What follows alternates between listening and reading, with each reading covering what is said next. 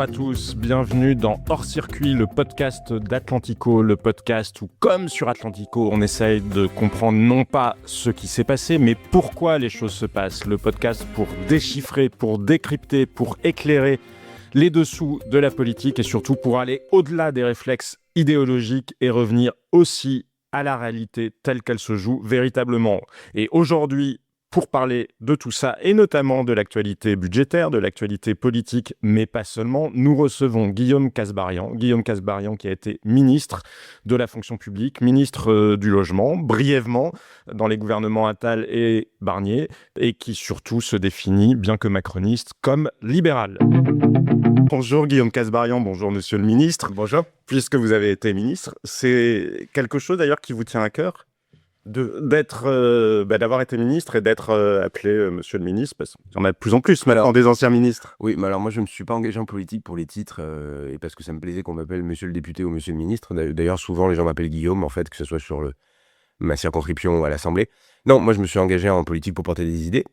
Et effectivement, j'ai eu la chance, l'honneur, à la fois d'être élu à 3 reprises à l'Assemblée nationale et d'être à 2 reprises appelé au gouvernement, à la fois sous le gouvernement de Gabriel Attal et sous le gouvernement de Michel Barnier, à 2 reprises. Donc je considère que c'est un honneur. J'ai essayé de faire le maximum quand j'étais en responsabilité, une chose que j'ai réussi, d'autres que j'ai pas réussi à mener au bout de ma mission. Et c'est plutôt ça que je retiens en tout cas de mon passage ministériel. Plus que le titre à la fin, dont objectivement, ça n'est absolument pas l'objectif de mon engagement politique. Voilà, le titre, on s'en fout un peu. En tout cas, merci beaucoup d'être dans le podcast d'Atlantico. Moi, ce qui m'intéresse justement, c'est qu'on parle à la fois de cette expérience de ministre. Qu'est-ce qu'on peut faire quand on est concrètement ministre? Du budget, bien sûr, parce que c'est dans l'actualité et ça soulève beaucoup de questions de philosophie économique. Et puis aussi parce que vous êtes libéral et voilà, vous êtes dans l'antre de libéraux rebelles chez Atlantico. Et donc, ça sera aussi un aspect que nous aborderons. Avec plaisir. Mais peut-être sur le budget, justement, puisqu'on est en plein cœur de l'actualité, qu'est-ce que vous inspire toute l'espèce de psychodrame qui se joue à l'heure actuelle autour du projet de loi de finances, et notamment le coup de force qu'est en train d'essayer de jouer le Parti socialiste en braquant finalement les parlementaires, en les forçant à voter ce qu'ils veulent eux, sous peine de censurer le gouvernement? Ouais, je pense que c'est assez scandaleux. Scandaleux parce que c'est contraire d'abord à leur logique à eux. Ils ont exigé et obtenu qu'il n'y ait pas de 49.3 au budget. Pas de 49.3, ça veut dire que sur chacune des lignes du budget, les parlementaires votent et on accepte le résultat des votes. Parfois on gagne, parfois on perd. Moi, je dépose des amendements libéraux, j'en ai déposé en commission. Il y a des amendements où j'ai gagné. J'ai réussi à obtenir une majorité de députés, alors que j'ai pas, moi, la majorité à l'Assemblée, mais j'ai obtenu une majorité de députés pour le soutenir. J'ai gagné. Sur d'autres amendements, j'ai perdu. Jamais il ne me viendrait à l'esprit de menacer mes collègues socialistes de ne pas voter mes amendements libéraux, en leur disant « si vous ne votez pas quelque chose auquel vous ne croyez pas, mais que je vous demande de voter, je vous mets un pistolet sur la tempe et j'appuie sur la gâchette ». Jamais je me permettrai de faire une chose comme ça, parce que je respecte le parlementarisme, je respecte les idéologies, et je conçois tout à fait qu'il y ait des députés socialistes qui n'ont pas mon idéologie et qui votent différemment de moi. Je demande en retour à ce qu'ils respectent mon idéologie et qu'ils n'exigent pas de moi, sous quelconque menace qui d'ailleurs est inopérante, mais qu'ils exigent de moi de voter des choses socialistes auxquelles je ne crois pas, sous peine de je ne sais quelle menace. Ça, c'est vraiment tout sauf du parlementarisme. Voilà. S'ils souhaitaient une copie négociée, ils pouvaient le demander au gouvernement, ce n'est pas ce qu'ils ont fait. Ils ne l'ont pas fait, ils auraient pu demander une copie négociée suivie d'un 49.3, ils ont préféré une autre stratégie, l'absence de 49.3 et donc le respect des votes. Il faut aller au bout de ce respect des votes, il faut aller au bout de la discussion budgétaire, mais sans menace vis-à-vis de ses collègues, parce que ça, je trouve c'est inacceptable. Mais le prix à payer, parce que vous dites au prix de je ne sais quelle menace, mais on sait quelle est la menace, c'est la censure du gouvernement. Est-ce que le maintien de Sébastien Lecornu justifierait à vos yeux les fameuses mesures dites de justice fiscale, avec de grands guillemets autour de justice fiscale, que réclame le Parti socialiste? Je pense que Sébastien Lecornu a déjà répondu aux prérequis préalables du Parti socialiste qui lui étaient... Non, mais de votre point de vue de parlementaire à vous, parce que là, le PS s'adresse à vous. Non, mais attendez, mais c'est là où il y a erreur sur la marchandise. S'il s'adresse à nous, il ne peut pas nous censurer, le PS. Si le PS censure quelqu'un, c'est le gouvernement. Moi, ce que je dis, c'est que le gouvernement a répondu aux exigences du Parti socialiste, puisqu'il demandait l'abandon du 49.3, ils l'ont obtenu. Le débat sur les retraites, ils l'ont obtenu. Et même une lettre rectificative dans le PLFSS pour rendre totalement recevable le débat sur les retraites et la suspension de la réforme. Ils l'ont obtenu. Donc, dire « je vais censurer le gouvernement parce que mes collègues ne voteraient pas la même chose que moi, mais c'est absurde. Donc, s'il menace le gouvernement, c'est parce que le gouvernement n'aurait pas répondu lui-même à un certain nombre d'exigences du Parti socialiste. Ça n'est pas le cas puisque le gouvernement a répondu aux exigences du Parti socialiste. Et on peut le regretter, ça peut être un débat, on peut en parler. Bon. Mais là, ce qui est en train de se passer, c'est que j'observe plutôt un coup de force vis-à-vis non pas du gouvernement, mais des collègues parlementaires. C'est toute la question Et que ça, je vous pose. Mais alors attendez, si vous Et me posez... vous êtes Moi, susceptible de céder aux forces parce que vous considérez que la stabilité du gouvernement l'emporte sur ce qu'il y aurait à payer finalement au Parti socialiste. En ce qui me concerne, je suis insensible au chantage et aux menaces. Et jamais je ne voterai un amendement sous contrainte auquel je ne crois pas ou qui me semble néfaste pour les Français. Et si j'ai quelqu'un face à moi un amendement peut-être, mais le projet de loi de finances lui-même. À la fin des fins, si je suis pas convaincu par le projet de loi de finances parce qu'on m'a imposé quelque chose auquel je ne crois absolument pas, effectivement, je ne voterai pas cette copie-là. Mais là, c'est pire ce qu'il s'agit. Là, ce que disent les socialistes, c'est qu'ils disent ligne à ligne sur certains amendements, la taxe Zuckman, la taxe je sais pas quoi, l'ISF je sais pas quoi. Sur ces amendements-là, les collègues doivent voter nos mesures, sinon nous censurons le gouvernement. C'est absurde, je le redis. Et personnellement, et je crois que nous sommes de nombreux collègues, à nous être engagés pour des idées, je reviens à ce que je vous disais au départ. Moi, je ne me suis pas engagé pour autre chose que des idées. Je ne vais pas aujourd'hui, au bout de 8 ans d'engagement, dire on met les idées à la poubelle, et parce que j'ai Olivier Faure et Boris Vallaud qui me font des menaces, je vais voter comme eux des mesures socialistes auxquelles je ne crois pas et qui sont antagonistes à non seulement ce à quoi je me suis engagé, et en plus ce à quoi je crois. Est-ce que ça ne peut pas être aussi un bilan avantage-inconvénient ? Finalement, on perd plus à ce que le gouvernement, le cornu chute, que ce qu'on perd en cédant pour partie au Parti socialiste. Il y aura des compromis à la fin de la discussion budgétaire, puisqu'on va voter ligne à ligne les différents éléments du budget, et à la fin, il faudra bien se mettre autour de la table en CMP, en commission mixte paritaire d'ailleurs avec les sénateurs, pour essayer de trouver un compromis. Le compromis ne se fait pas dès la première lecture en hémicycle en expliquant que dès le premier vote, si vous ne votez pas comme eux, on vous censure. Ça s'appelle du chantage, ça s'appelle de la menace, et ça devrait scandaliser tous les amoureux du parlementarisme. Là, ce qu'on voit là, excusez-moi, c'est dégueulasse. Et ça n'est pas une façon de faire de la politique. C'est pas la mienne. Donc moi, j'assumerai mes idéologies. Ça ne veut pas dire qu'à la fin, je suis pas capable de céder sur certains points ou accepter certains points adverses. Mais ça, c'est pas la phase dans laquelle on est. Là, on est dans le débat budgétaire. On est les mains dans le cambouis. On examine chaque article fiscal, chaque dépense publique, et on va voter en notre âme et conscience. À la fin, dans quelques semaines, il y aura la CMP, on se mettra tous autour de la table et on verra si on arrive à partager un compromis commun. On n'est pas encore à cette phase-là, mais on va pas commencer le débat budgétaire un pistolet sur la tempe en expliquant qu'il faut que les collègues votent la même chose que soi-même, sinon on le fait je ne sais quoi. Ça, c'est pas des méthodes. Je note, et pourquoi est-ce qu'il y a cette évolution du Parti socialiste, si on se dit les choses franchement, c'est que quand à l'époque ils ont demandé à renoncer au 49.3, c'est qu'ils étaient convaincus d'avoir une majorité sur les différents votes, non pas avec les macronistes, mais avec le Rassemblement national. Pourquoi ? Parce que ces derniers mois et ces dernières années, dès qu'il y a eu des hausses d'impôts et des hausses de taxes qui ont été votées, y compris la taxe Zuckman, qui, je vous le rappelle, a déjà été votée une fois à l'Assemblée nationale. Cette taxe Zuckman à l'Assemblée, il y a quelques mois, elle n'a pas été votée grâce aux voix des macronistes. Elle a été votée parce que le RN s'est abstenu et que la gauche l'a votée. Et que nous, malgré notre opposition, nous étions trop faibles pour pouvoir le rejeter. Là, ce qui s'est passé, et ce que les socialistes sont en train d'observer, c'est que le RN a des positions très différentes en tout cas un peu différentes, d'il y a quelques mois sur les sujets fiscaux, que sur la taxe Zuckman, curieusement, cette fois-ci, ils ne se sont pas abstenus, ils ont voté contre, et que par conséquent, ça ne passe plus. Et constatant que ça ne passe plus avec les voix du Rassemblement national, les socialistes se tournent non plus vers le Rassemblement national, mais vers les macronistes en leur disant « Vous devez voter avec nous ces mesures-là, auxquelles on sait que vous ne croyez pas, mais vous devez le faire, parce que le Rassemblement national a décidé de nous lâcher et de ne pas voter la surenchère fiscale, contrairement à ce qu'il faisait il y a quelques mois. » C'est exactement ça qui est en train de se passer. Et constatant leur échec, ils nous mettent la pression. Moi, je le dis, ce ne sont pas des méthodes. Et moi, je ne cède absolument à aucune pression. Je vote en mon âme et conscience. Et on verra le compromis à la fin des fins. Mais au départ, je défends mes convictions, je les assume, et je respecte celles des socialistes qui ne sont pas les mêmes que les miennes. Et justement, si on essaie d'aller sur le fond sans rentrer dans le détail du budget, mais puisque le cœur de l'argumentaire du Parti socialiste, c'est la justice fiscale. Et on voit bien comment le débat s'est créé dans le pays. Vous le disiez, la taxe Zuckman a été adoptée une fois à l'Assemblée nationale, puisqu'on nous dit que nous serions dans un grand état d'injustice fiscale. Est-ce que c'est aussi votre perception de la situation française? Est-ce que vraiment les riches ou les hyper riches bénéficieraient de droits ou de passe-droits que les autres n'auraient pas? Non, mais c'est factuellement faux. On est aujourd'hui un des pays qui a le plus fort taux de prélèvement obligatoire. On est le numéro 1 de l'OCDE. Et ça peut être une moyenne, mais si on parle justement sur les riches. Vous payez l'impôt sur le revenu, comme ceux qui nous écoutent. Bon, vous voyez bien que cet impôt sur le revenu, il est progressif. Vous voyez bien que plus vous gagnez, plus ce que vous gagnez en plus est imposé plus que ce que vous gagnez au départ de votre vie ou quand vous ne gagnez pas beaucoup à l'époque. Donc, ce que je veux dire par là, c'est qu'on est un des rares pays d'ailleurs à avoir une progressivité de l'impôt sur le revenu. Il y a plein de pays qui ont une flat tax ou qui ont beaucoup moins de progressivité sur l'impôt sur le revenu. Donc, la progressivité et le fait qu'on taxe plus fortement quand vous gagnez plus, les Français le constatent tous les jours quand ils travaillent et chaque année quand ils reçoivent leur avis d'imposition et qu'ils ont gagné un peu plus que l'année dernière, ils voient bien qu'ils sont susceptibles de passer à la tranche supérieure et de payer un peu plus. Mais c'est la même chose pour tous les riches. C'est la même chose pour tous ceux qui gagnent de l'argent. On a des impôts sur les sociétés qui sont parmi les plus hauts de l'Europe. On n'est pas du tout dans la moyenne européenne, on est au-delà de cela. Donc, je veux dire, on a un taux de prélèvement obligatoire, je reviens à ce que je disais, qui est record. Et on a des gens qui nous expliquent que nous serions un paradis fiscal pour milliardaires. Et véridique, C'est parce ça que... le cœur de la question.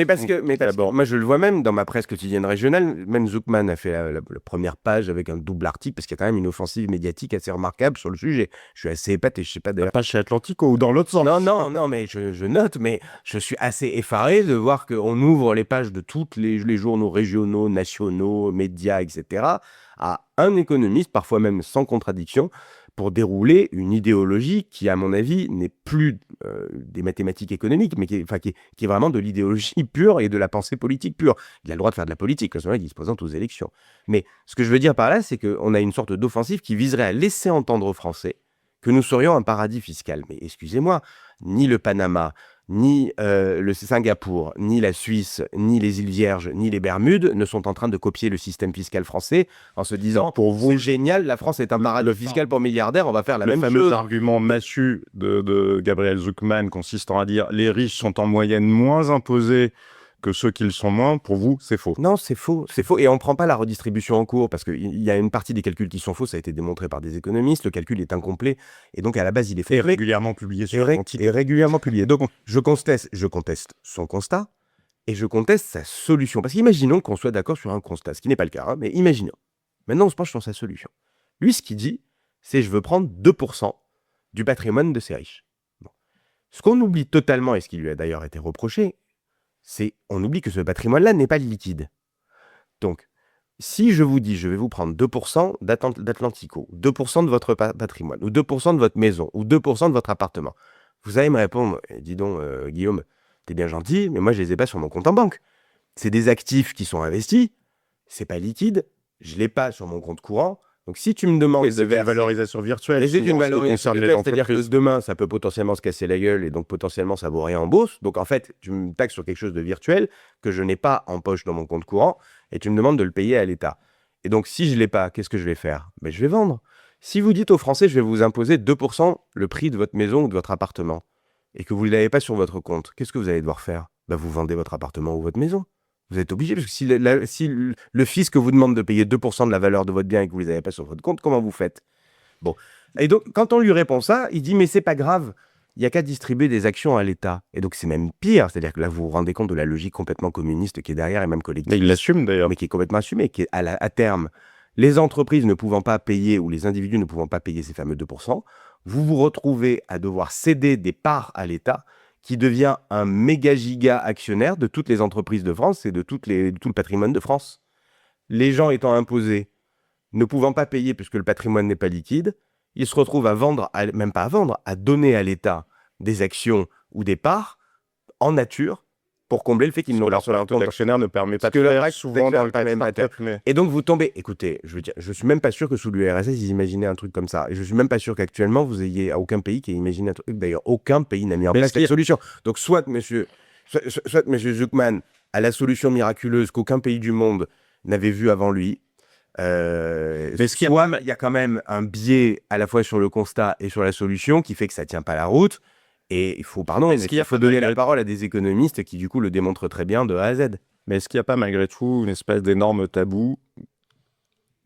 Les ultra-riches ont plus facilement que d'autres les moyens d'échapper à la fiscalité parce qu'ils ne sont pas soumis à la force de gravité territoriale, en quelque sorte. Et ce que je veux dire par là, c'est est-ce que finalement l'impasse dans laquelle se dirigent les socialistes ou d'autres, ou tous ceux qui défendent la taxe Zuckman, c'est que le seul moyen de mettre en œuvre leur système, ce serait de renoncer à la liberté des capitaux, de sortir de l'Union européenne, de renégocier tous les traités fiscaux internationaux à supposer que ça vaille le coup de le faire, à supposer qu'une fois qu'on aurait fait tout ça, on gagne plus que ce qu'on perd. Oui, et que vous auriez réglé la question de la fraude. Parce que, Mais sauf que personne ne va aller au bout de cette logique. non, mais interrogez-les, c'est leur logique à eux, c'est pas la mienne. Donc moi, voilà. Non, parce Moi, que ce que je c'est une constate- logique aussi que les autres prennent bien soin d'éviter quand même. Parce que moi, j'ai entendu, y compris dans la majorité, y compris des députés du parti auquel vous appartenez, apporter un peu d'eau au moulin à la thèse que oui, quand même, il est vrai que les super riches sont favorisés dans le pays. Non, mais, enfin, bon, écoutez, moi, je suis pas atteint du syndrome de Stockholm, donc moi, si vous voulez, je suis pas obligé d'intégrer les contraintes de ceux de mes opposants et de Vous considérer. n'êtes pas obligé d'adhérer au même parti que non plus. Donc,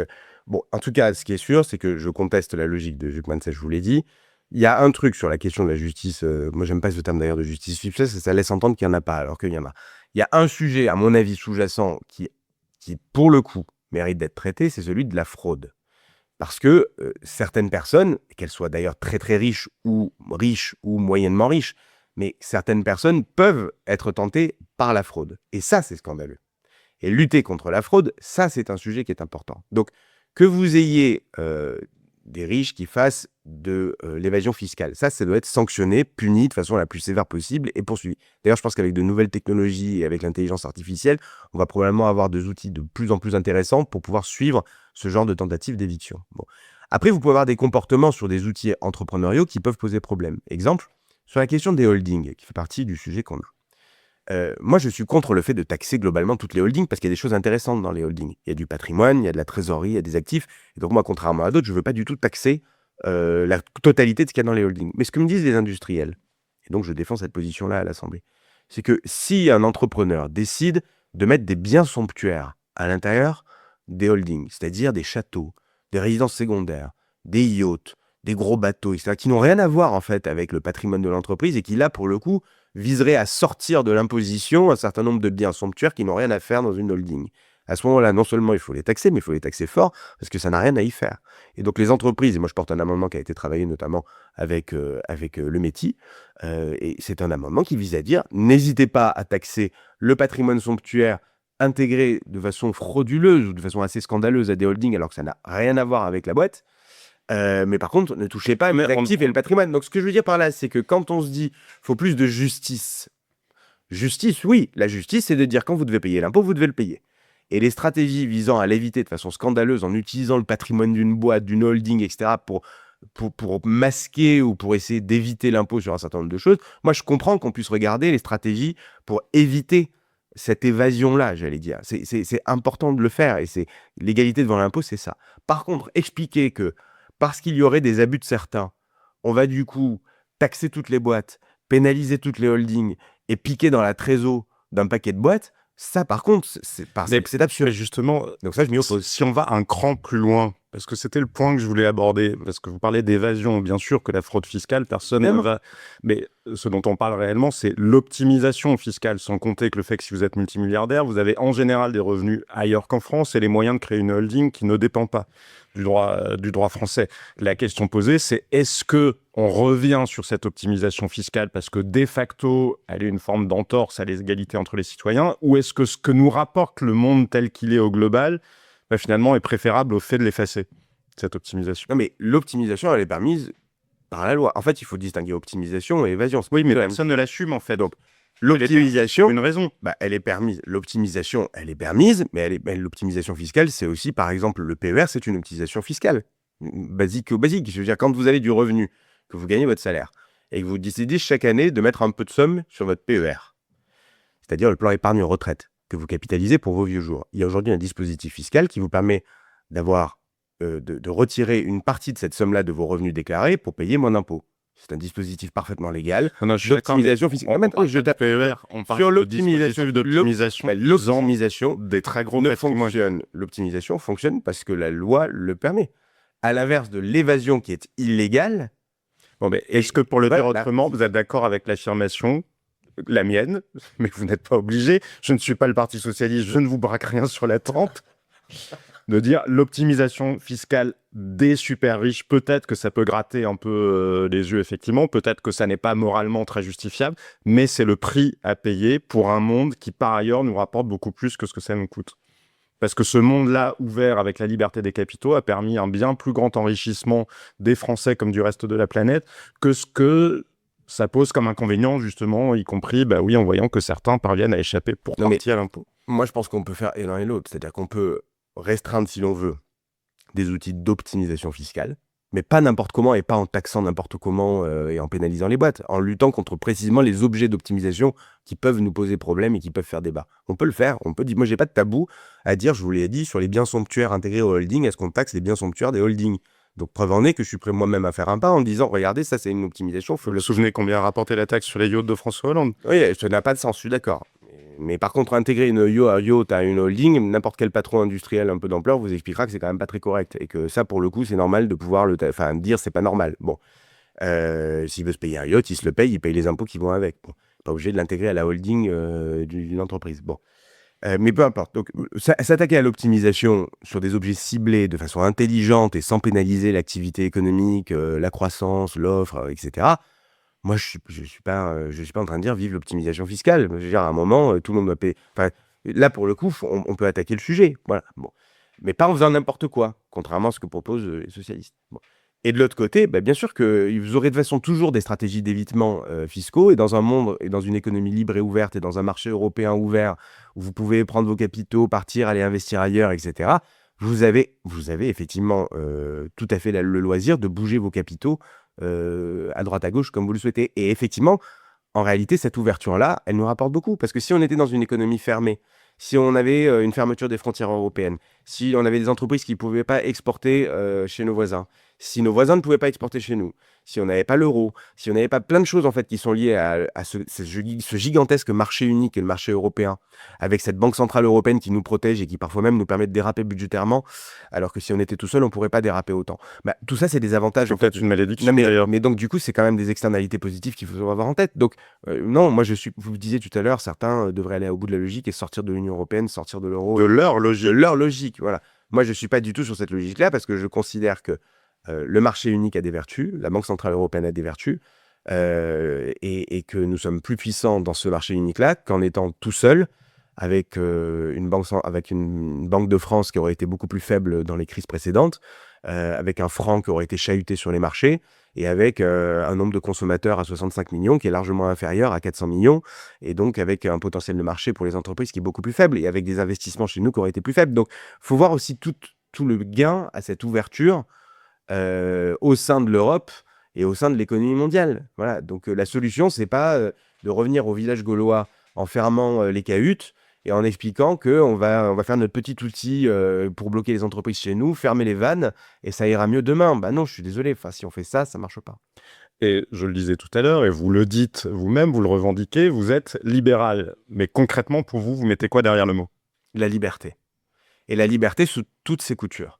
C'est-à-dire que je considère que je n'ai aucune légitimité, les politiques n'ont aucune légitimité, personne n'a aucune légitimité à vous empêcher de faire ce que vous voulez dans votre vie, que ce soit dans votre vie entrepreneuriale, économique, mais aussi dans votre vie sociale, du moment où ça n'empiète pas la liberté d'autrui. Et donc, mon libéralisme est un libéralisme qui s'appuie sur une philosophie qui existe à l'international, mais aussi en France. Vous avez des grands libéraux, Frédéric Bastiat, qui a été un grand philosophe français, qui a d'ailleurs siégé à l'Assemblée nationale. Je vous ferai remarquer même qu'il siégeait du côté gauche de l'hémicycle quand il y était, mais qui était un libéral, c'est-à-dire qui valorisait la liberté individuelle. Et donc, moi, mon libéralisme, je l'entends comme la maximisation de la liberté des Français face à tous ceux qui veulent les contraindre. Les contraindre sur le plan économique, les contraindre dans leur vie de tous les jours, les contraindre dans leur vie familiale, et alors que ça ne gêne personne d'autre et que ça n'empiète pas sur la liberté d'autrui. C'est ça mon libéralisme. Et donc, je le décline partout. Et je pense que beaucoup de Français partagent cet amour de la liberté, pas juste parce que la liberté est la première valeur de notre devise, il faut toujours se le rappeler, mais aussi parce qu'ils ont des aspirations qui sont très libérales. Quand ils vous disent « ça suffit les squatteurs, il faut respecter la propriété privée et dégager les squatteurs », c'est une injonction profondément libérale. Le respect de la propriété privée fait partie prenante du libéralisme. Quand ils vous disent « j'en ai marre de la paperasse administrative, je suis embourbé en préfecture, dans les agences, etc., dans mon parcours administratif, j'en ai marre de ce que me demande l'administration », c'est une injonction profondément libérale, c'est « libérez-nous de la paperasse, de la norme, ou de la façon dont elle est appliquée, ou les deux. » Bon. Quand ils vous disent: «Arrêtez de m'empêcher, de m'interdire de commercer, de monter ma boîte, de la développer» et cetera, c'est une demande profondément libérale. Et donc et quand ils disent: «Foutez-moi la paix quand j'ai envie de vivre avec qui je veux, de faire des enfants avec qui je veux et de vivre ma vie sans avoir des personnes qui me font de la moraline du matin au soir en m'expliquant que je n'ai pas à faire ça alors que c'est ma vie privée et que c'est ma vie personnelle et que ça n'emmerde personne d'autre». Pardon, mais c'est une inspiration, libérale et donc et c'est pour moi, c'est quelque chose qui est viscéral chez beaucoup de Français. Quand ils disent: «Arrêtez d'emmerder les Français, arrêtez de nous emmerder», c'est la base même pour moi, le socle même du libéralisme. Voilà. Après, Et ne théorise pas comme étant forcément libéral parce que le mot libéral et libéralisme a tellement été déglingué par la gauche depuis des années qu'il y a eu une victoire idéologique de la gauche qui aujourd'hui fait passer le mot liberté, libéralisme, libéral, comme étant, quelque chose de monstrueux et quelque chose d'odieux, alors que c'est au contraire quelque chose, je crois, de merveilleux, que de pouvoir se dire que ma mission est de redonner de la liberté aux gens au maximum pour qu'ils puissent être responsables de leur vie et que je n'ai pas à est-ce les que vous contraindre. trouvez que les Français ont eu leur compte de ce point de vue-là en 8 ans de macronisme? Parce que c'était un peu la promesse, et Dieu sait si un certain nombre de gens, à commencer par des libéraux eux-mêmes, ce que j'ai jamais compris à titre personnel, mais bref, nous ont expliqué qu'Emmanuel Macron était libéral. Moi, j'ai Mais considéré... est-ce qu'ils ont eu leur compte sur ce côté arrêter d'emmerder les Français? Écoutez, déjà, moi, j'ai eu l'impression, et je maintiens d'ailleurs, que à l'époque, en 2017, remettez-vous dans la campagne 2016-2017, et même celui de 2022, que sur l'offre politique qui vous était présentée, l'offre politique la plus libérale était celle d'Emmanuel Macron. Vous aviez, pardon, mais à gauche, une vision qui était très étatiste et collectiviste, de toute façon assez classique hein, d'ailleurs pour la gauche, très socialiste et donc antilibérale sur les questions économiques, anti-libre-échange, etc., tout ce que vous voulez. Bon. Donc une gauche traditionnellement antilibérale, on va dire. Côté RN, bah, pardon, excusez-moi, mais le programme de Marine Le Pen, totalement socialiste sur les questions économiques, je vois pas quel est le libéral qui pense que Marine Le Pen est libérale, en fait. Je vois pas du tout où est le libéralisme dans son programme économique, sur les taxes, sur le fait qu'elle ne veuille pas s'attaquer à la protection sociale, le fait qu'elle ne veut pas réformer le RSA, le fait qu'elle ne veut pas réformer l'assurance chômage, le fait qu'elle ne veut pas faire de réforme pour les comptes publics en réalité. Donc, enfin, je veux dire, et elle-même le dit, elle dit: «Je ne suis pas une libérale». Elle le dit: «Je suis élue d'un bassin où c'est des communistes qui ont voté pour moi». Il y a quand même le programme de François Fillon en matière de réduction des dépenses Oui, mais publiques, ou nombre de fonctionnaires. Mais alors c'est vrai, sur le plan économique, il y avait en tout cas une dose de rigueur et d'austérité qui était proposée. Est-ce que c'était D'austérité. pour Fillon? Oui, le programme de Fillon était, en tout cas, mais c'est pas un gros mot dans ma bouche, hein. Enfin, je veux dire, moi, austérité, je n'ai jamais dit que c'était mauvais. Donc, il y avait une part d'austérité dans son programme, et en tout cas de bonne tenue des comptes et de rigueur, etc., qui pouvait, moi, m'intéresser. Mais pardon, mais chez LR, déjà, c'est pas le cas chez tout le monde, parce que vous avez quand même des étatistes aussi au sein de LR, ils sont pas tous libéraux. Oui, aussi Quand on chez voit En Marche à l'époque. attendez, ou des gaullistes sociaux qui, en réalité, sont plutôt des socialistes qui se disent de droite. Donc, en fait, vous avez quand même une part de LR, j'en connais, j'ai connu Feu et Olivier Marleix qui étaient dans mon département. Olivier Marleix, pour qui j'avais énormément de respect et avec qui j'avais bossé, n'était pas sur une ligne libérale.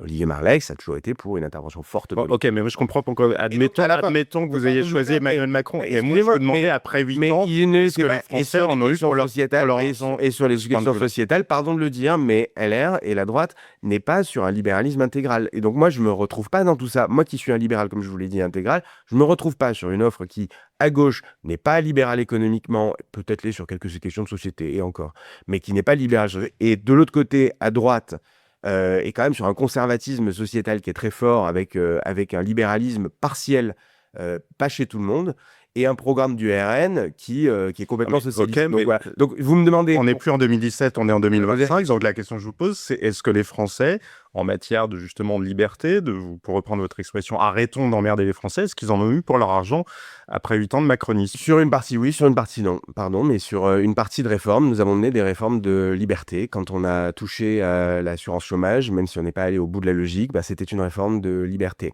Quand on a touché au prud'homme et à la question des ruptures et des frais et des pénalités qu'il y avait... Qui a été balayé par les tribunaux. Non mais De facto. exactement, mais sauf qu'il y avait quand même une histoire de barème, donc c'est une des premières lois, les ordonnances de Pénicaud sur le travail, c'était quand même une réforme de libéralisation du marché du travail. Bon, quand on a porté la loi Pacte, c'était des mesures de simplification sur les seuils, avec une vision beaucoup plus libérale de l'économie qui était portée par Bruno Le Maire en 2020, quand on était sur la loi Pacte, avec des objets qui ont été intéressants. Quand j'ai porté la loi anti-squat, J'ai porté une loi anti-squat qui est profondément libérale parce qu'elle vise à mieux protéger la propriété privée, dégager plus rapidement les squatteurs avec une procédure express et accélérer, même s'il faut faire beaucoup mieux, les impayés locatifs. Bon, ça, c'est une réforme libérale et excusez-moi, ça faisait depuis 1989 qu'il n'y avait pas eu de texte en France qui remettait le droit de propriété un peu à sa place par rapport aux abus qu'on pouvait constater.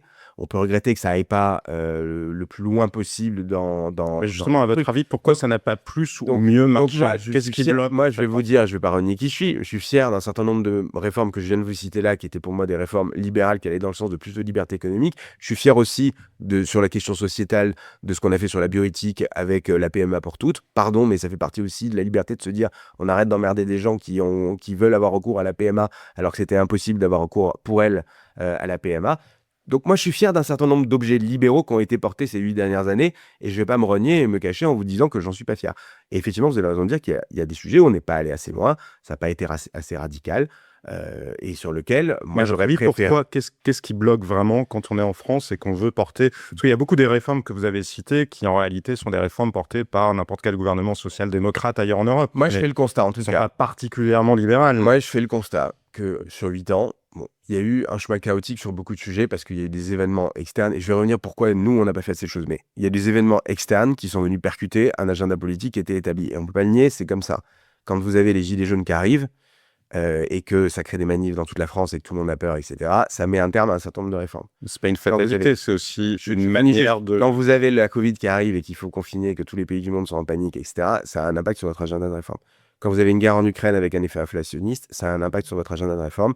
Quand vous avez plein de successions d'événements, ça a un impact sur vos réformes. Et bien sûr, quand vous n'avez plus la majorité, là, pour faire des réformes d'ampleur, quand vous n'avez pas de majorité, c'est quand même très, très, très compliqué. Bon. Moi, je pense que vous avez un créneau quand vous êtes en politique, peut-être de 6 mois, 9 mois, sur lequel vous devez y aller, mais au forceps, au tractopelle, sur lequel vous devez appliquer votre programme en un temps extrêmement court, sans se perdre dans des débats inutiles. Il y a une élection présidentielle, une élection législative dans la foulée, vous avez une majorité, il faut y aller au bazooka. Pardon de le dire comme ça, mais c'est la réalité. Vous avez un momentum de 6 mois. Et vous devez, au bout de 6 mois, avoir réussi un certain nombre de réformes. Quand je regarde ce qui se passe dans certains pays, regardez ce qu'a fait Milei en Argentine et que je trouve tout à fait intéressant, en quelques mois, il a pris des méga décrets, des super décrets, en y allant à fond les ballons sur le programme sur lequel il avait été élu. Quand vous regardez Trump, je ne dis pas que je fais attention à ce que je dis, parce qu'après, quand je dis ça, on va dire il aime Trump. Non, je ne dis pas ça, je dis regardez la méthode. Quand il est arrivé, il a fait des méga décrets sur lesquels il a même mis en scène le fait qu'il en signait un paquet pour montrer que ça a avancé. Je pense qu'en politique, parce que c'est comme ça, vous avez un momentum qui est toujours très court. Et qu'une fois que vous avez passé ces 6 mois, 9 mois et maximum 1 an, en réalité, vous êtes rattrapé par plein d'emmerdes. Vous êtes rattrapé par de l'impopularité naturelle quand vous êtes au pouvoir, c'est comme ça. Vous êtes rattrapé par des événements externes, vous êtes ramené par de la conjoncture, vous êtes ramené par plein de choses qui font que c'est beaucoup plus difficile de mettre en œuvre votre programme. Et donc, je pense que la bonne stratégie, si vous voulez avoir de vraies réformes dans le pays, c'est d'arriver juste le lendemain de l'élection avec vos 10 projets de loi, vos 50 décrets, et les dérouler. Mais, encore une fois, voilà, vous y allez vraiment franco, quoi. Et vous n'attendez pas, et vous ne décaissez pas ça sur 3 ans, 4 ans, 5 ans. Sinon, vous prenez le risque que votre agenda se fasse percuter par tous les sujets d'actualité. C'est le premier élément. Mais est-ce qu'il y a que les sujets d'actualité, ou est-ce qu'il n'y a pas aussi, au sein même du système, des forces de résistance? Peut-être même d'ailleurs qu'Emmanuel Macron, à sa manière, pouvait en être une parce qu'il a ultra centralisé toutes les décisions qui étaient prises en France, parce qu'il était porteur sans doute de la même vision des technocrates, voilà, avec une idée que c'est quand même l'État et les plus diplômés qui savent mieux. Écoutez, moi, comme je vous ai dit, je suis libéral, donc j'aime la responsabilité individuelle. Donc, quand ça foire au niveau politique, c'est pas la faute d'autre chose que des politiques. Donc, s'il y a des choses que les politiques ou les ministres n'arrivent pas à mettre en place quand ils arrivent dans leur ministère, c'est avant tout la faute des ministres. Voilà. On dit toujours, le problème vient d'en haut. Oui, le problème vient d'en haut, en fait. Donc, l'administration, moi, quand j'ai été dans les 2 ministères où j'ai été, elle n'est pas forcément d'accord avec vous. Moi, je peux vous assurer qu'au logement, j'avais une administration qui était plutôt marquée à gauche, qui avait plutôt l'habitude de faire des décrets du matin au soir et qui avait plutôt tendance à normer, surnormer, et qui avait vu passer un paquet de ministres plutôt socialistes, idéologiquement, sur la question du logement. Je suis arrivé, la première chose qu'on me fait, on me présente un décret qui vient rajouter une police du permis de construire avec des pièces supplémentaires à rajouter pour les permis de construire. Je dis, qu'est-ce que c'est ce truc? Moi, je suis là pour simplifier, je suis pas là pour rajouter des normes et rajouter des contraintes. J'ai renvoyé le décret. J'ai fait débrancher la griffe automatique, c'est-à-dire la signature automatique de documents. J'ai dit à partir de maintenant, déjà, un truc comme ça, vous me le représentez jamais. Et à partir de demain, je veux pas un seul décret qui complexifie le moins de trucs. Je veux pas signer d'encadrement des loyers supplémentaires. Je veux pas signer de normes de construction supplémentaires. Je veux pas tout ça. Bon. Mais qu'est-ce qui s'est passé quand vous donnez une autorité, un ordre et qu'il est respecté et que vous êtes clair dans vos instructions? C'est très simple. L'administration, elle vous écoute et elle le fait. Même si ça lui plaît pas, elle le fait. Donc, la question, c'est d'être clair sur le sujet, de suivre et de piloter, parce que moi, je me paluchais tous les décrets, tous les soirs, toutes les nuits pour vérifier qu'on ne me faisait pas signer des choses qui n'allaient pas dans mon sens idéologique. Et j'étais extrêmement vigilant toujours. Et celui qui arrivait avec le mauvais décret, il s'en prenait une le lendemain. Bon. Et si d'ailleurs quelqu'un n'était pas à l'aise dans l'administration avec la politique que je menais, libre à cette personne de partir et de faire autre chose. Bon. Mais tout le monde n'est pas comme ça. Tout le monde n'est pas comme ça. Et vous avez des personnalités qui, une fois arrivées au ministère, mettent un peu d'eau dans leur vin, considèrent que leur administration a le savoir et le pouvoir et donc en réalité leur délègue beaucoup de choses. Parfois même imaginent que les ministres sont censés être le porte-voix de leur administration et donc doivent expliquer urbi et orbi, excusez-moi, des conneries qui peuvent être portées par de l'administration mais que vous-même vous ne souhaitez pas porter. Ça n'a jamais été ça. Voilà. De la même manière, j'ai jamais considéré que dans les corps intermédiaires, l'écosystème devait être méga géré et que je devais leur faire plaisir. Voilà. Si j'avais fait passer mon temps au logement à faire plaisir à l'écosystème, j'aurais fait plaisir au logement social, j'aurais fait plaisir aux associations qui logent des sans-abri, j'aurais fait plaisir au droit au logement et à l'association qui aide les squatteurs qui squattent. Et ça, voilà, j'aurais traité l'écosystème. Ça n'est pas ce que j'ai fait. Donc je m'en suis pris plein la gueule de l'écosystème, puisqu'il disait, bah voilà, et ils ne nous traitent pas comme nous traitent les précédents ministres. À un moment, si vous avez une idéologie qui est antagoniste avec certains dans l'écosystème, et que vous pensez que votre conception de l'intérêt général, elle est meilleure, bah vous la portez.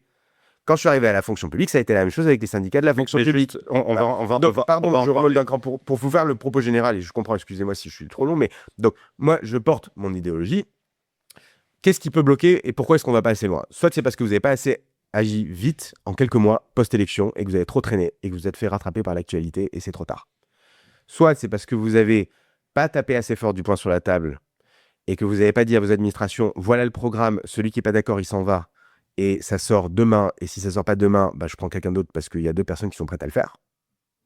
Et vous avez des personnes qui, parfois aussi, ont manqué de courage face à des écosystèmes, des corps intermédiaires, des syndicats, des parties prenantes, et n'ont pas voulu assumer leur idéologie par rapport à ça, en se disant, ça me permettra de durer.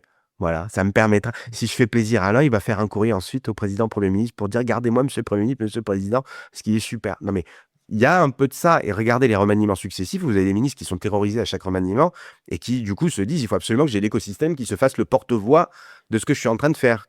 Donc, vous voyez, c'est ça aussi qui met... Et après, ces mêmes personnes viennent me dire, c'est la faute de l'administration. Ben non, en fait. C'est pas la faute de l'administration si à un moment, tu n'as pas eu le courage d'appliquer tes idées, si tu as été faible, et si tu t'es fait marcher dessus et rouler dessus par l'écosystème qui t'a tenu en otage. Donc, quand il y a un problème politique, c'est la faute des politiques, c'est pas la faute d'autres personnes. Et moi, je trouve votre démonstration remarquable. J'imagine que vous n'allez pas me dire un grand oui, mais en creux, c'est une espèce de bilan effroyable que vous tirez d'Emmanuel Macron.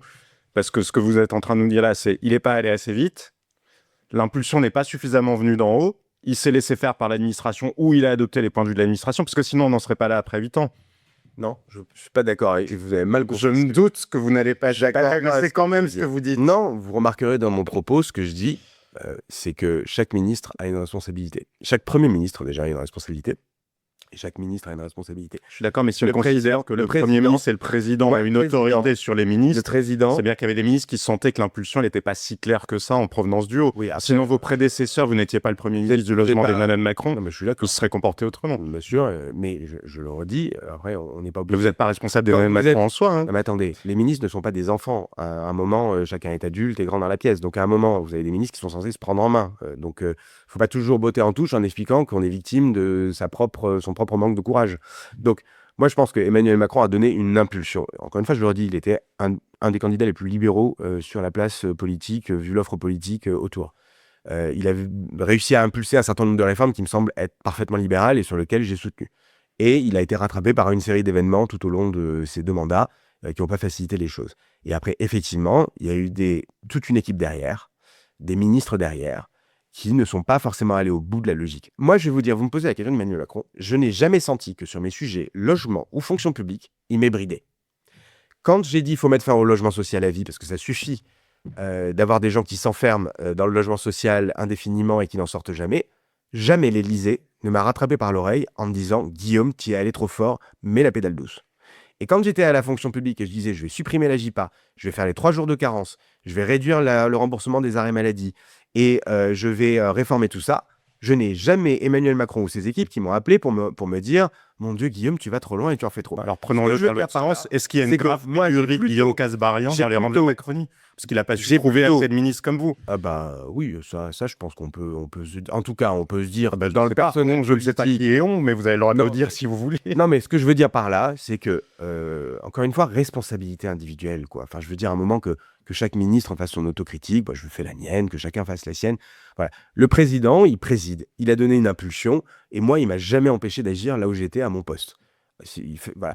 Par contre, vous avez des ministres, je ne vais pas les citer parce que je ne suis pas là pour faire du name and shame, mais on voit tous, qui n'ont pas été au bout de la mission qui leur a été confiée, ont considéré qu'une fois arrivés en poste, ils ont tout donné à leur administration, tout donné à leur écosystème, et qui ne sont jamais allés réclamer même à l'Élysée des réformes d'ampleur pour secouer le cocotier. Et je suis sûr que s'ils l'avaient fait, Emmanuel Macron ne les aurait pas empêchés de faire. Au contraire, il aurait dit comment je peux faire pour t'aider pour aller le plus loin possible. Voilà. Et donc que chacun se prenne en main. Voilà. Le président, pour moi, il avait la bonne ligne libérale, je l'ai soutenu, je le soutiens et je suis qui je suis vis-à-vis de lui. Et je me cache pas. J'ai été 8 ans un parlementaire, 2 fois ministre sous Emmanuel Macron, etc. Voilà. Mais il faut que chacun fasse son autocritique, pas pour juste faire son autocritique, mais parce que pour que demain, nos successeurs, quels qu'ils soient, puissent se dire voilà ce qui n'a pas éventuellement marché et voilà la solution pour apporter des réponses aux Français. Si on considère en tout cas que la majorité qu'avait réunie Emmanuel Macron n'était pas forcément très désireuse d'aller dans le sens que, ou en tout cas de manière uniforme, d'aller dans le sens que vous décrivez, si on se projette à demain, sans revenir sur le passé, si on se projette à demain, est-ce que vous voyez en France une majorité possible de gens étant dans la même disposition d'esprit, à la fois sur la méthode et sur le fond, et capable de faire vraiment bouger les choses? Parce que la crise politique, elle vient de là. C'est la même partout. C'est le fameux take back control avec des citoyens qui ont l'impression que finalement, peu importe pour qui ou pourquoi ils votent, rien n'est jamais possible. On leur répond « Ah bah oui, mais vous comprenez, c'était le Covid, c'était ci, c'était ça, on ne pouvait pas changer. » Non, mais en plus, moi, j'ai pas fait que vous dire ça, parce que je vous ai dit qu'il y avait... J'ai entendu que vous avez dit autre chose. Je fais mon auto... Justement, Vénat, je vous ai dit qu'il y avait peut-être une pénurie de Guillaume Kasbarian. Non, mais je fais mon autocritique, je dis pas que ça a été parfait. Bon. J'ai à la fois des motifs d'espoir et des motifs d'inquiétude. Le motif d'espoir, c'est que je vois de plus en plus dans les offres politiques des personnalités qui portent la liberté très haut dans leur cœur et dans leurs propos. Et bien évidemment, pas que chez nous. Il y en a partout. Il y en a beaucoup. Mais vous regardez chez Horizon... Beaucoup ? Ouais, plus que ce que vous pensez. C'est juste qu'ils ne sont pas fédérés dans un seul et même parti. Mais ils existent. Ils sont discrets, vous voulez dire. Ils ont la liberté discrète. Ils ont la liberté... Non, pas si discrète. Moi, je ne suis pas sûr. Christelle Morancé, quand elle... Oui, Christelle Morancé, oui. Bah oui, vous voyez, quand il y a beaucoup de Christelle Morancé. Quand je vous dis un nom, vous dites, ah bah oui, bien sûr, évidemment. Je pourrais vous en donner 50 dans le sens. Non mais attendez, des Kasbarian dans mon groupe, il y en a quelques-uns. Nicolas Metzdorf, député de Nouvelle-Calédonie, je vous invite à l'inviter. Vous allez voir que sur les positions économiques, il est d'un libéralisme qui est tout aussi important que le mien, si ce n'est plus. Donc, il y a des libéraux chez nous qui existent parfaitement. De l'autre côté, vous pouvez regarder effectivement chez Horizon, vous avez Christelle Morancé qui fait des économies dans sa région, femme très courageuse, qui a assumé un certain nombre de réformes libérales chez elle. C'est un exemple. Vous en avez aussi chez le Modem, vous avez plutôt Patrick Mignola qui pouvait être par exemple une figure libérale. Vous avez la ligne du Modem globalement a été furieusement j'ai essayé de chercher rapidement, non, je vous en ai trouvé un, mais après vous en avez d'autres. Vous avez chez LR des personnalités libérales. Alors faisons la liste. Oui, mais regardez, Jean-Louis Thiriot, formidable. Oui, chez LR, il y en a un peu plus. Attendez, vous voyez, à chaque fois que je vous cite des noms, vous me dites, ah bah oui, c'est vrai qu'il y en a. Bon, donc vous voyez bien. Est-ce qu'il y en a Jean-Louis Thiriot, majorité, pardonnez-moi, biographe de Margaret Thatcher, libéral convaincu, ancien ministre avec moi sous Michel Barnier. Jean-Louis Thiriot, c'est un libéral pur jus. Enfin, vous avez zéro doute à avoir sur son libéralisme. Il est hyper convaincu. Bon, il n'est pas seul, effectivement. Il y a des gaullistes sociaux, des étatistes, etc. chez lui. Mais enfin, comme chez nous. Vous regardez chez UDR, vous en avez aussi, chez UDR. Enfin, chez les ciotistes, vous avez quelques libéraux convaincus. Le problème, c'est comme ils sont engagés dans une alliance avec le RN, moi je doute que leur libéralisme soit d'une part sincère et qu'ils arrivent à le mettre en place quoi qu'il arrive, parce que vous avez une ligne économique au RN qui est quand même assez socialiste. Bon. Vous pouvez avoir Knafo, par exemple, Sarah Knafo, qui, au sein de Reconquête, porte en ce moment une ligne assez libérale sur beaucoup de sujets. Donc, tout ça pour vous dire que j'observe, en tout cas dans l'offre politique, qu'au sein de différentes offres politiques, vous avez des voix qui parlent pour soutenir la liberté. Et moi, je vais faire un principe simple. Je ne tape pas sur des personnes qui portent la liberté, même si elles ne sont pas dans mon parti. Voilà. Et donc, s'il y a des personnalités dans d'autres partis qui se saisissent de la liberté, bien sûr, il y a Lisnard, je ne vais pas citer, mais il y a David Lisnard qui a créé sa propre structure et qui fait partie de... Bon, il fait partie de tout ce que j'ai cité. Mais moi, je ne tape pas sur les libéraux, quels qu'ils soient, qui portent leurs idées libérales, où qu'ils soient.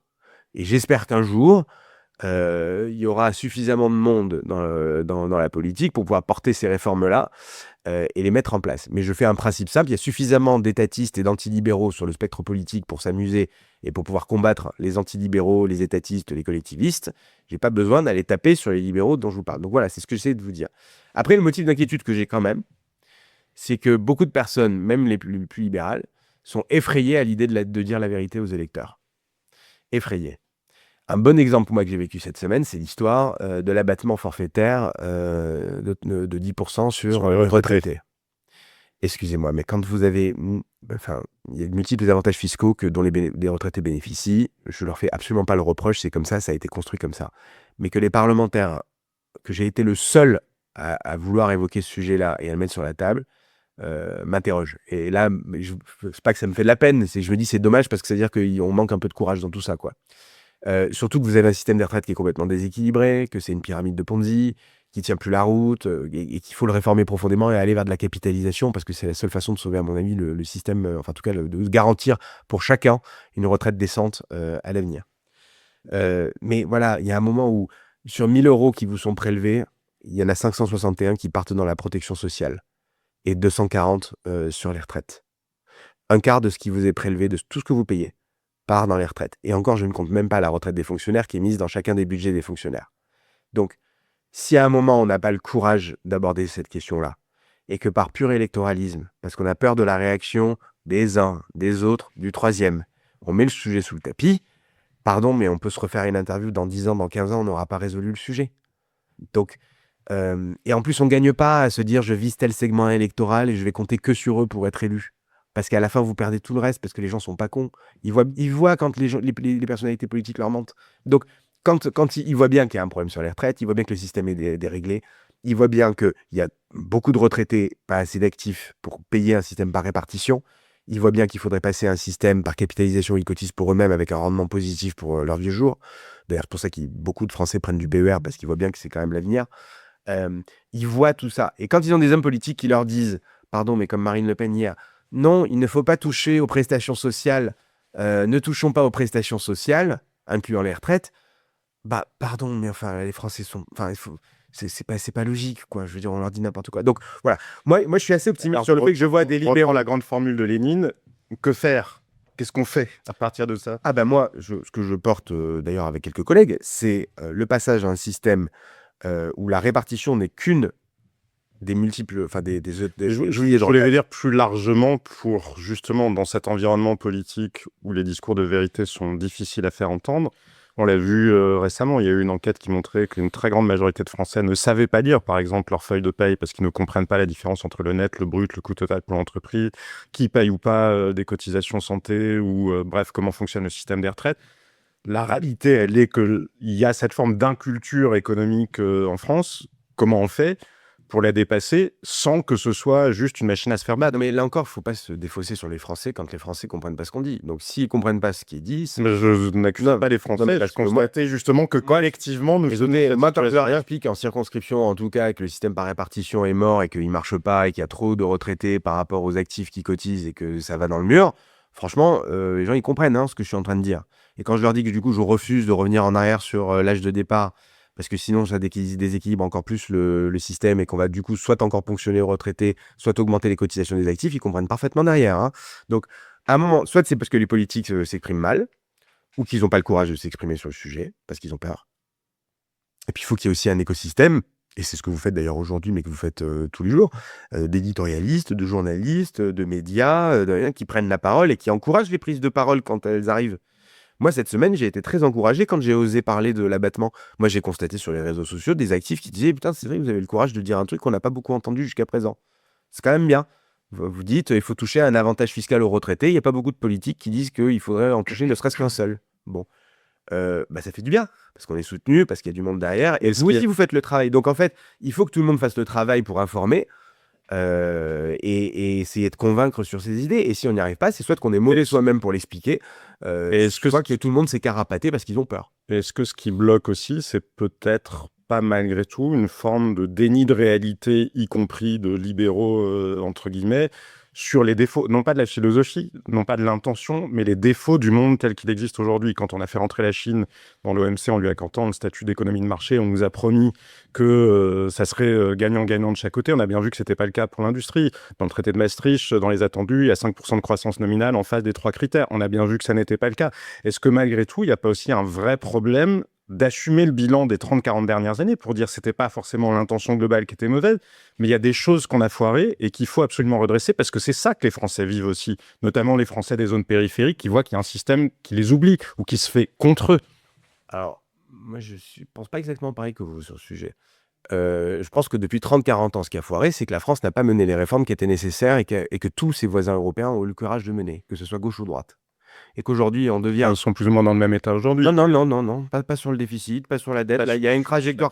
Non, mais attendez. La naïveté de l'Europe. Regardez ce qui se passe cette semaine. Non, mais si. Regardez ce qui se passe cette semaine sur Nexperia. Sur cette espèce de bras de fer qu'il y a entre la Chine et les Pays-Bas, sur une société productrice de microprocesseurs. La naïveté européenne fait que là, il y a l'industrie européenne tout entière qui est au bord de l'asphyxie. On ne peut pas dire quand même qu'il n'y a pas eu une forme de naïveté de la manière dont on a construit le monde dans lequel on vit. Il y a la naïveté d'ailleurs sur les questions de protection d'investissement, elle change un petit peu. Je vous parlais tout à l'heure d'Olivier Marleix, on avait fait un rapport d'ailleurs sur le sujet à l'époque en 2017. Et l'Europe a beaucoup évolué sur la question de la protection des investissements étrangers en Europe. Avant, c'était quelque chose qui était totalement tabou. Aujourd'hui, il y a beaucoup plus de contrôle et d'attention aux capitaux qui viennent en Europe pour acheter des pépites ou pour acheter un certain nombre de boîtes, pas forcément dans une bonne intention ou dans une intention de croissance, mais plus pour piquer les technologies et les amener ailleurs. Bref, l'Europe elle-même évolue sur un certain nombre de sujets de protection de son marché, protection de ses entreprises et protection vis-à-vis d'investisseurs étrangers mal intentionnés. Moi, je l'ai noté, cette évolution-là. Je vous assure que 2017, c'est pas la même chose que 2022 et 2025 sur cette question-là. À l'époque, Verstager, qui était en Europe, refusait totalement d'évoquer ces sujets-là. Et ensuite, ça a vachement évolué parce que tout le monde s'est rendu compte qu'il fallait arrêter la naïveté. Notamment parce que les Allemands qui ont vu Kuka se faire bouffer par des étrangers ont dit il faut quand même surveiller un petit peu ce qui se passe. Bref, je ferme la parenthèse. Je reviens sur ce que je disais. Depuis 30-40 ans, la naïveté, pardonnez-moi, elle n'est pas au niveau européen, hein, elle est au niveau franco-français. On a l'illusion. Les deux ne sont pas exclusifs. Et regardez, responsabilité. Que chacun assume sa responsabilité sans botter en touche sur l'autre. C'est ça la base aussi du libéralisme. Donc, moi, je ne vais pas vous expliquer que quand il y a quelque chose qui va mal chez nous, c'est à cause de Bruxelles, de von der Leyen ou des Chinois. Il y a beaucoup de choses qui vont pas bien chez nous parce que nous n'avons pas fait les réformes nécessaires depuis 30 ou 40 ans. Le système de retraite n'a pas été réformé définitivement. Mais comprenez-moi bien, je ne pointais pas l'Europe en tant que tel, je pointais l'idéologie d'ailleurs qui est la même à Paris ou à Bruxelles. Je peux plus finir la phrase parce que depuis la deuxième fois que j'essaie de la finir, je n'y arrive pas. Oui, mais j'ai détourné sur autre chose que ce que je dis des réformes n'ont pas été faites et même des complexités parce que parfois on dit l'Europe nous crée des complexités. Pardonnez-moi, il y a un paquet d'interdictions qui ne nous ont pas été données par l'Europe mais que nous-mêmes on s'est appliquées. Même au niveau agricole. Excusez-moi, mais l'interdiction de l'acétamipride qu'on a essayé de lever récemment avec la PPL du plomb, c'est une interdiction franco-française que l'Europe ne nous a jamais demandé.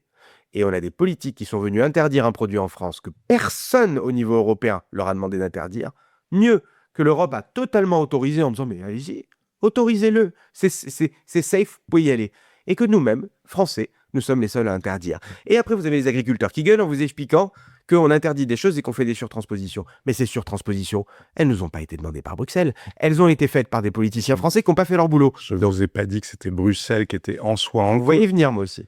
Non, mais je précise, ça n'est pas ce que je voulais dire. Ce que je voulais vous dire, c'est est-ce qu'il n'y a pas un devoir d'honnêteté, de vérité sur la même idéologie, peu importe qu'elle ait été à Paris ou à Bruxelles. C'est pas juste qu'il y a des réformes qu'on n'a pas faites, c'est qu'on en a fait d'autres qui nous ont menés dans le mur, parce qu'on a adopté une transition énergétique selon des critères qui n'avaient pas forcément beaucoup de sens pour nos industries, parce qu'on a fait des choix énergétiques qui n'avaient pas beaucoup de sens, parce qu'on a fait des choix économiques, des choix de réglementation qui n'avaient pas beaucoup de sens. Et Oui, C'est je suis solidarité. d'accord avec vous. La même mentalité vaut à Paris ou à Bruxelles. Elle est d'ailleurs souvent pire à Paris. Mais bien sûr, et vous parlez des choix énergétiques, chaque pays est libre de sa Mais ce devoir d'honnêteté là, parce que c'est ce que les Français voient aussi. Mais le devoir d'honnêteté, c'est de dire que chaque pays est libre de sa politique énergétique. Nous le sommes d'ailleurs. Enfin, je veux dire, et si des présidents successifs à l'époque n'ont pas fait les investissements nécessaires pour renouveler le parc nucléaire et ont décidé d'un mix électrique qui était le leur, et ont engagé le pays dans cette transition-là, et en tout cas dans ce mix-là, excusez-moi, mais enfin c'est François Hollande qui, dans un deal avec les écologistes, s'engage à un certain nombre de réductions de voilure sur l'industrie du nucléaire. Voilà. Et donc, et ça, c'est pas l'Europe qui l'a demandé. C'est pas Bruxelles qui a demandé aux présidents français successifs de ne pas investir et de ne pas renouveler suffisamment le nucléaire. Ça a été un choix collectif. Je vais vous poser la question autrement. Est-ce que vous trouvez ça rationnel de la part des Français de continuer à faire confiance aux mêmes personnes, les raisonnables entre guillemets, que ceux qui ont produit le monde dans lequel on vit? Encore une fois, peu importe qu'ils soient à Paris, à Bruxelles ou ailleurs. Oh, mais alors, là, c'est une autre question du coup. Là, ça, c'est une question plutôt sur le besoin d'alternance ou c'est autre chose? C'est pas une question sur le besoin d'alternance, c'est la même sur assumer un bilan, assumer qu'il y a des choses qu'on a foirées et qu'il faut savoir les redresser parce que ça n'est pas ce qu'on entend. Alors moi, j'ai le sentiment de vous avoir... Qui est capable de dire, je vous dis pas vous, mais qui est capable vraiment d'assumer juste les erreurs qu'on a pu faire en matière d'agriculture, en matière d'industrie? Ceux qui ont mis en place et voté ces conneries, je pense que chacun doit faire son autocritique. Moi, je l'ai faite et libre à chacun de la faire. Vous avez raison de dire que si personne fait son autocritique et vous expliquez que vous avez tout bien fait et que les autres sont tous des idiots, ne vous étonnez pas que les autres remontent. Et que du coup, à la fin des fins, ils gagnent l'élection. Donc bien sûr que l'autocritique fait partie du processus normal, à mon sens, pour pouvoir admettre ses erreurs et ne pas les reproduire à l'avenir. Donc chacun doit faire la sienne. Bien sûr qu'il y a eu des conneries qui ont été faites au niveau européen. Moi, il y a des sujets, il y a des fusions, par exemple, qui ont été interdites en France par l'Union européenne pour motif de concurrence, en expliquant que ça allait devenir des trop grosses entreprises par rapport à des concurrents étrangers. Pardon, mais l'analyse était fausse. C'était une erreur. Parce qu'au final, on a des acteurs chinois qui sont beaucoup plus importants que ces entreprises. Donc chacun doit faire son autocritique. Moi, j'ai le sentiment de le faire à mon niveau parce qu'il y a des choses que j'ai pas réussi à faire. Et je vous ai dit tout à l'heure, même sur le collectif, qu'il y a des choses qu'on n'a pas réussi à faire. Mais que chacun, encore une fois, fasse son examen de conscience et sa critique. Mais justement, en matière d'examen de conscience, est-ce que vous avez l'impression que... Mais moi, il y a 40 ans, j'étais pas né, par exemple. Vous voyez, donc moi, j'assume ce que moi j'ai fait depuis 8 ans à l'Assemblée nationale ou en tant que ministre, mais ne me demandez pas d'assumer la paternité d'un certain nombre de décisions qui ont été prises quand moi j'étais soit consultant en industrie dans le privé pendant 8 ans avant de m'engager en politique, parce que moi je suis pas issu de la politique et que j'ai une vie en entreprise avant d'être en politique, et me demandez pas de me faire un auto-dafé ou de me auto-flageller pour des décisions pour qu'il y ait prise par des gens alors que j'étais pas né, quoi. Enfin, je ne demande rien à vous en particulier. Non, mais après, vous n'êtes pas non plus obligé de rejoindre X ou X parti qui revendique le monopole de la raison. Ah, mais moi, j'ai jamais... Ça fait un choix à vous. Voilà. Vous voyez, vous voulez que je fasse une autocritique, je vais en faire une. Mais parce que vous me tendez à tout. Mais je vais en faire une. Moi, j'ai jamais utilisé cet argument-là et j'aime pas qu'on l'utilise. Il n'y a pas d'un côté les gentils, les méchants, le camp de la raison, le camp de la déraison, le camp du bien, le camp du mal. Je trouve que tout ça est assez schématique et ça n'est pas la meilleure façon de combattre les idées de ses adversaires que d'essayer de les décrédibiliser en disant vous êtes le mal, les méchants, les déraisonnables. Voilà. Vous avez le droit de penser à vos propres idées. Moi, je pense à mes idées. Je suis libéral, je les assume. Je respecte les idées qui ne sont pas libérales. Elles ont leur cohérence idéologique. Il y a de la cohérence chez des socialistes, il y a de la cohérence chez des communistes, il y a de la cohérence chez des insoumis. Ils ont leur propre logique propre. C'est juste pas mon idéologie. Et je les combats pied à pied sur chacun des sujets. Quand ils me disent on va bloquer les prix, j'explique pourquoi le blocage des prix est une énorme connerie qui n'a jamais fonctionné dans le monde. Quand ils me disent on va taxer et augmenter les prélèvements de X milliards, j'explique pourquoi je suis pas d'accord. Bref, je les combats idée par idée. Et en matière de liberté d'expression, c'est hyper important quand on est libéral comme moi. Bien sûr que je suis pour la liberté de l'expression et que c'est la prunelle de nos yeux. La réglementation européenne, il y a eu cette semaine un sommet à Bruxelles visant à se demander comment lutter contre l'extrême droite. Et parmi les propositions, il y a l'encadrement des réseaux sociaux. Est-ce que c'est non, vous partagez? Non, je la partage pas. Je partage pas cette vision et vous en avez des deux camps d'ailleurs parce que ceux qui viendraient dire je vais museler l'autre pour essayer de... Non, c'est débile. Pour moi, ça ne marche pas. La liberté de l'expression, elle est très, très, très, très large. Elle est L'encadrement, c'est quoi? C'est les insultes, c'est la négation des génocides, c'est des choses très très graves. C'est les menaces. Voilà, il y a une lutte contre ce type de propos-là sur les réseaux parce qu'il ne faut pas laisser non plus. Enfin, la liberté d'expression ne peut pas être le prétexte pour venir menacer autrui ou l'insulter ou atteindre sa dignité. Ça, c'est pas possible. Mais tout ça est très encadré par la loi depuis des décennies, pour pas dire des siècles. Et donc, on va pas changer tout ça. Non, Pourtant, c'est ce qu'on fait. mais non, mais moi, je ne le souhaite pas. Je ne le souhaite pas. Voilà. Moi, Vous avez vu comme moi ce que Google a déclaré récemment. Attendez, La je ne majorité souhaite des pas. contenus qu'on demande de censurer sont en réalité des contenus légaux. Moi, je ne souhaite pas. La censure, c'est en dehors de mon vocabulaire. Je laisse ça à d'autres. Et la France est le pays qui a le plus demandé de censure sur les dernières années. Vous me posez la question, je peux pas être plus clair. Moi, je suis pas un pro-censure. Je pense qu'il y a une loi actuelle, qui n'est pas d'ailleurs d'aujourd'hui, qu'il faut respecter sur la liberté d'expression, qui cadre suffisamment les choses. Et je pense pas qu'il faille aller plus loin et on ne gagne pas idéologiquement en muselant ses adversaires idéologiques. Et ça vaut pour tout le monde. Quand j'entends des gens qui disent on va museler tel propos, machin, ça ne marche pas.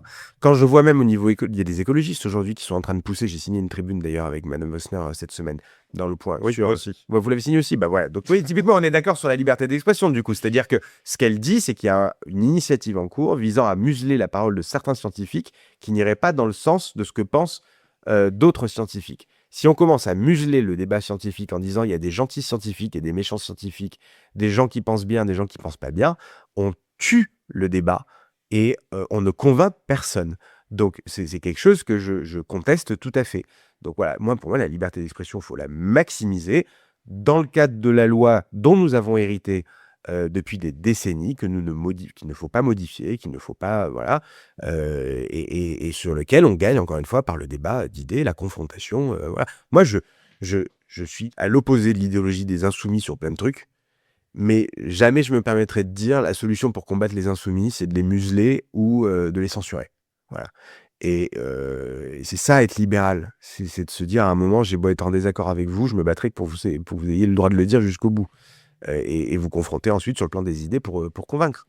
Voilà, donc oui, moi ça m'énerve quand des personnes, y compris parfois dans mon propre camp, si c'est ça que vous voulez m'entendre dire, soutiennent des mesures de restriction de la liberté d'expression. Je trouve que c'est des méthodes qu'on devrait laisser justement aux anti-libéraux. Mais quand on est libéral, centriste, éclairé, etc., on ne peut pas tomber dans ce type de méthode-là, ça ne nous ressemble pas. Et peut-être un dernier point sur l'immigration, parce que ça fait quand même partie des sujets principaux qui préoccupent les Français. Milton Friedman disait « Vous pouvez avoir des frontières ouvertes ou vous pouvez avoir un État-providence, mais vous ne pouvez pas avoir les deux en même temps. » Est-ce que c'est quelque chose que vous comprenez, d'une part? Et lui, d'ailleurs, ne faisait pas de choix. Hein. Il disait « On peut très bien avoir une économie très ouverte et intégrer des immigrés. » Mais si on raisonne en France, est-ce que vous pensez que nous pouvons continuer à avoir des frontières relativement ouvertes ou à minima mal contrôlées et un État-providence, et est-ce qu'il faut tenir un discours de vérité aux Français là-dessus? Je vais essayer de tenir en tout cas un discours de vérité auquel je crois. Je suis plutôt sur la ligne Friedman en réalité sur ce sujet-là, c'est-à-dire que je ne considère pas qu'il faille une immigration zéro, parce que je considère qu'il y a des personnes qui viennent avec leurs compétences, qui ont de vraies choses à apporter aux Français. Je suis moi-même issu de l'immigration, hein. Je veux dire, ma mère est arrivée du Liban après la guerre du Liban, et je suis d'origine arménienne, donc je suis un pur produit de l'immigration. Je ne suis pas le seul, il y en a d'autres. Hein, bon. Et donc, moi, je ne suis pas sur il faut une immigration zéro. Voilà. Par contre, ce que je dis, c'est que quand vous venez en France, vous respectez les règles de la République. Si vous ne les respectez pas, il faut sortir ces personnes-là de façon évidente. Et quand vous venez en France, ce n'est pas pour toucher des aides ou un système social. Moi, ma famille, quand elle est arrivée en France, elle n'a pas touché un euro de l'État, elle n'est pas allée quémander la moindre aide sociale. Elle s'est débrouillée, elle a travaillé jour, nuit, week-end pour se payer son petit appartement à Marseille pour sortir du bidonville dans lequel ils étaient. Et sans demander de l'aide sociale. Et c'est ça l'immigration réussie et l'intégration réussie. C'est à un moment, j'arrive, je respecte les lois du pays dans lequel j'arrive, je dis merci la France, bravo la France, je travaille, je paye mes impôts et je me démerde par moi-même, sans attendre que le social fasse tout. Et ça, j'y crois encore parce que c'est mon histoire familiale et je refuse de croire que c'est impossible. Mais ça suppose du coup d'être beaucoup plus ferme sur effectivement le social. Moi, j'ai constaté, vous parlez du logement, je vais vous donner un exemple. Aujourd'hui, l'hébergement d'urgence sur le logement est complètement phagocyté par l'immigration. Pourquoi? Parce qu'on a des places d'hébergement d'urgence qui sont ouvertes, qui sont inconditionnelles, qui sont illimitées dans le temps, et qui, aujourd'hui, pour 2 tiers d'entre elles dans les hôtels, accueillent des migrants irréguliers. Et la moyenne de séjour de ces migrants irréguliers dans les places d'hôtel, elle est de 3 ans. Donc, c'est-à-dire que le contribuable français paye pour des chambres d'hôtel qui logent des SDF migrants irréguliers pendant une moyenne de 3 ans. Comment voulez-vous que les gens ne pètent pas un câble quand ils entendent ce que je viens de dire? Bien sûr qu'ils pètent un câble. Et ils ont raison, parce que moi, quand j'ai constaté ça, j'ai dit c'est inacceptable. Et donc, ça fait partie des sujets où ça, il faut immédiatement couper. Nous sommes le seul pays d'Europe, et à mon avis même du monde, à faire ça. Et donc, moi, ce que je dis, c'est il faut, sur le social, clairement couper les choses. Voilà. Quand on vient en France, on ne vient pas pour être logé à l'hôtel, bénéficier d'un système de solidarité ou de santé illimité, bénéficier d'un... Non, tu viens en France, tu remercies déjà la France. Et je le dis en étant moi-même issu de l'immigration. Tu remercies la France de t'avoir accueilli, tu défends la France, tu bosses pour la France, tu payes tes impôts, et seulement au bout d'un certain nombre d'années de travail, d'ailleurs, tu pourras peut-être bénéficier, comme tous les Français, du système de protection issu de tes cotisations et de ce que tu as payé via ton travail. Ça, c'est un bon modèle. Voilà. Et je constate que sur un certain nombre de dépenses sociales, il y a des abus, il y a des ouvertures qui sont trop larges et qu'il faut impérativement corriger. Et c'est des milliards dont on parle. Donc, c'est un vrai sujet d'attention. Voilà. Et donc, vous voyez bien que la ligne que je tiens, elle est celui d'une immigration choisie pour les compétences. On choisit ceux qui viennent chez nous sur critères, avec un vrai contrôle de ceux qui respectent la République ou ceux qui ne la respectent pas. Voilà, donc une immigration contrôlée et choisie. Et sur la partie sociale, le fait bien sûr de couper un maximum de... C'est sans doute la ligne défendue par une majorité, ou à laquelle peuvent adhérer une majorité de Français, mais comment vous expliquez que J'ai bien... un gage de vérité en vous disant ça. Comment expliquez-vous que bien qu'elle soit répétée d'élection en élection depuis longtemps, finalement, cette exigence-là, on n'y parvienne pas?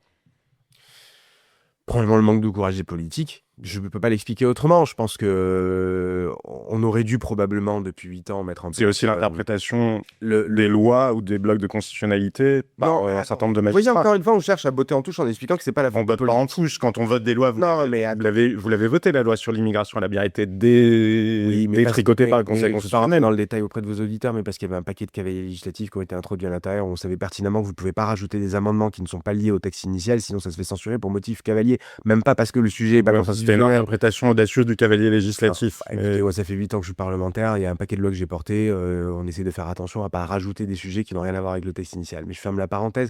Libre parlementaire, là où on aurait pu avoir le courage, c'est de redéposer ces mesures-là immédiatement. C'est-à-dire, comme elles sont censurées, hop, on repose un nouveau texte de loi qui est sur ce sujet-là pour y aller.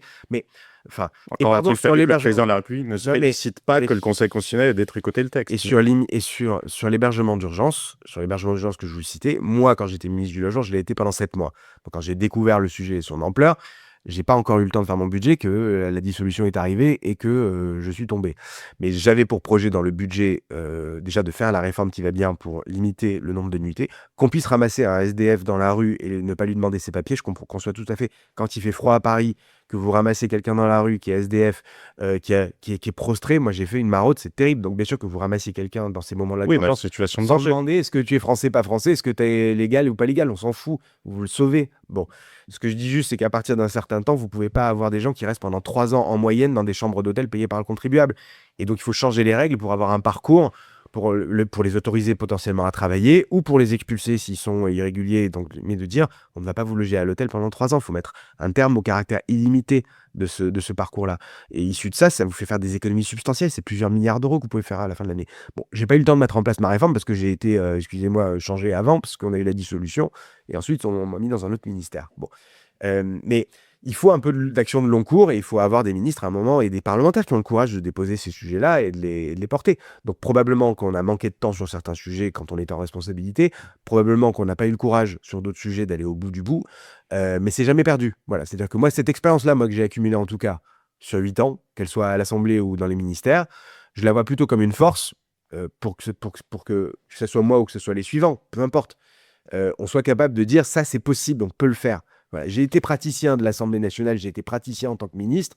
Je peux vous dire qu'on peut changer les choses et j'ai fait ce constat-là. Et même si moi, j'ai pas eu le temps ou pas réussi à tout faire, on peut espérer que ça arrive. Moi, je trouve ça très courageux de votre part et j'entends l'argumentation sur c'est pas la faute des juges ni de la hiérarchie des normes, c'est celle des politiques. C'est là encore une forme de bilan implacable du macronisme parce que ça souligne en creux un défaut de volonté politique. Mais si on se projette là encore une fois dans l'avenir, en qui faites-vous confiance? À qui feriez-vous confiance pour pouvoir justement imposer cette volonté politique-là suite à une présidentielle? On n'y est pas encore et je sais pas. C'est-à-dire que, excusez-moi, j'ai les mains dans le cambouis, je sais même pas comment on va voter un budget pour le 1er janvier. Je sais pas si cette assemblée va tenir, je sais pas si ce gouvernement va tenir. Il peut y avoir... Je vous pose pas la question sous forme de politique politicienne, mais vous voyez bien l'angoisse. Mais je vous réponds. Qui se sentent souvent orphelins de représentation. Je l'entends, mais je l'entends. Je partage ce sentiment et parfois cette inquiétude en regardant la classe politique. Et j'ai pas la réponse à ce stade. Excusez-moi, ça va peut-être vous surprendre. Il y a peut-être des hommes politiques qui viennent chez vous qui vous disent je sais tout sur tout. Là, je vous dis, j'ai pas la réponse. J'ai pas la réponse parce que j'ai trop les mains dans le cambouis à l'Assemblée nationale, dans la situation dans laquelle on est, pour pouvoir voir quelque chose qui émerge en me disant c'est la bonne solution, on l'a trouvé. Je sais qui, en 2027, peut faire le job et peut, en 6 mois top chrono, appliquer un programme de réforme auquel je crois et qui est vachement libéral et qui sera mis en place aux petits oignons avec 50 décrets, 10 projets de loi alignés en 3 mois. J'ai pas ça sous le coude. Ça veut pas dire que ça va pas arriver. Motif d'espoir. Il y a suffisamment de bonne volonté, des gens intelligents, etc. Donc on essaye d'y travailler d'ailleurs. Mais à l'instant où on se parle, aujourd'hui, en octobre 2025, j'ai pas la réponse, c'est on y travaille. Avec qui? Mais non, mais on y travaille tous.